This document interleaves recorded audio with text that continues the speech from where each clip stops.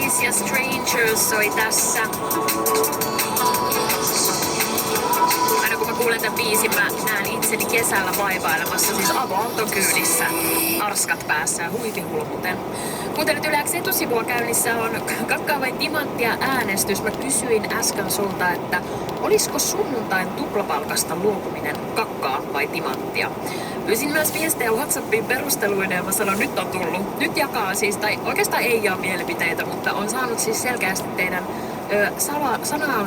sanalliset arkkunne aukeamaan. Nimittäin täällä kirjoitetaan, että kakkaa ehdottomasti.